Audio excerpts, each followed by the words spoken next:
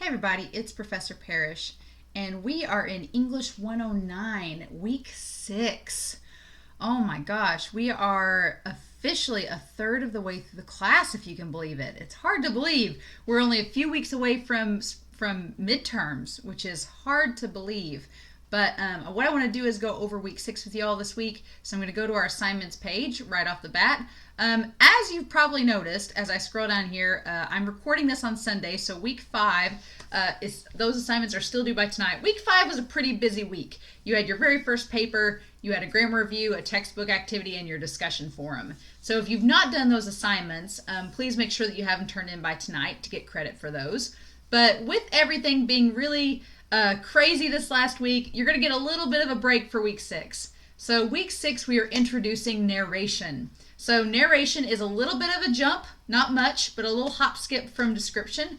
The chapter in our book that's going to go over narration is chapter 8. So it's pages 205 to 215 in our book. It's only 10 pages. I do want you to read that chapter this week. It just discusses narration, how to start a narrative paper, what makes narratives different than other paper formats, and it's just a really very easy to understand chapter that I think that you'll find pretty helpful, but also very easy to understand and access.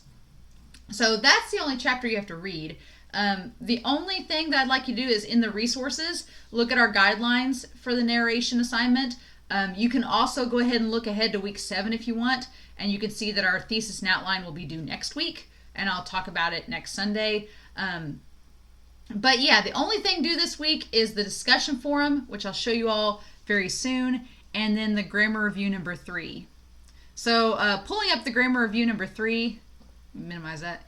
Grammar review number 3 is pretty straightforward. It's just from chapter 22 in your English skills textbook on page 434. You are just combining sentences and we're looking at conjunctions. So if you ever watch Schoolhouse Rock, you know the song like conjunction, junction, like it's, combining words using and, but, or, and other conjunctions to include and connect things together.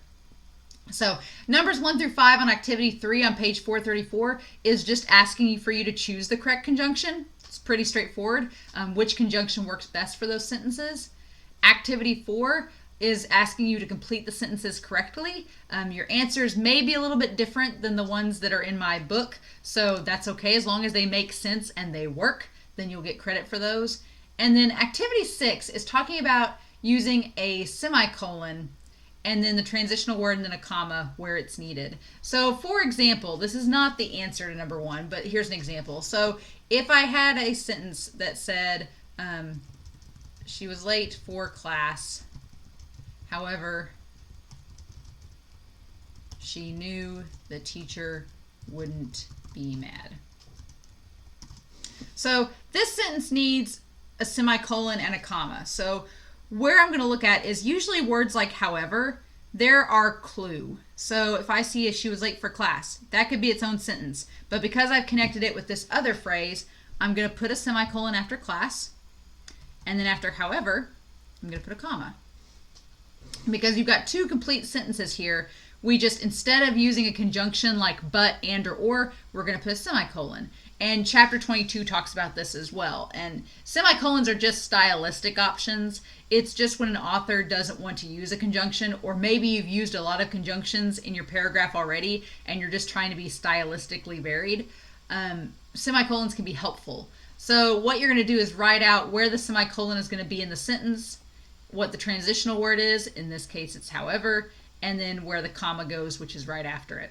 So should be pretty easy, but again, look at chapter 22 and the examples that they give, and feel free to email me with any questions if you run into them while you do the assignment. But that's grammar review number 3. Our discussion forum, skim on down it for week 6. The discussion forum for week 6 is understanding introductions. And for narrative papers, your introduction is pretty important. So I've included this link to this YouTube video. It talks about literary analysis and what we do. And so you're just going to watch the video and then answer the questions to there. So it's a pretty easy, straightforward discussion forum. And then finally, note that in our assignments, it tells you about resources. So if you go to the resources link here, and you scroll down to week 6, you'll see that there is a revising handout and your essay for the narration. So the essay for the narration guidelines, this just tells you just about our assignment in general.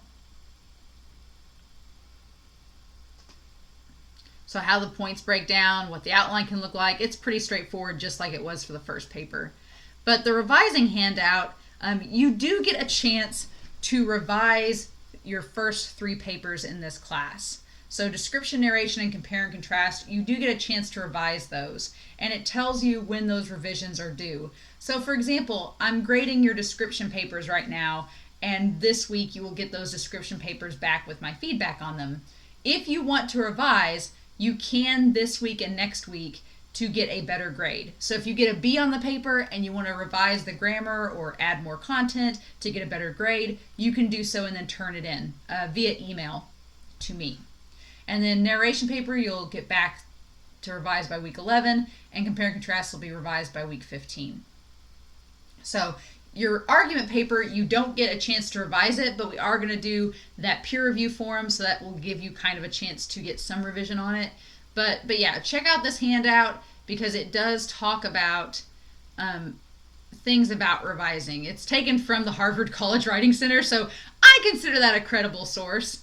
But it gives you some examples of revising and just how, and some links and resources that you can use. So it's pretty handy. And if you have any questions about revising, please feel free to email me because I'm happy to help answer any of them. But yeah, that's pretty much it for this week. This week is a very low-key week. You know, you've got Monday off. We're supposed to get a ton of snow this weekend. Take a breather. And then just kind of, if you want to work ahead, you can. Week 7 is already open. I just won't have a lecture video out for it until the weekend. But if you want to go ahead and look at the assignments and work ahead on the thesis and outline, you absolutely can. And I would recommend it so that you're ahead of the game. But you don't have to if you don't want to. So with that being said, if you have any questions at all, please email me. I will be answering my email throughout the day. And then let me know if you have any questions whatsoever. But otherwise, I hope you all have a wonderful week. Please stay safe, take care, and I'll talk to you all again soon.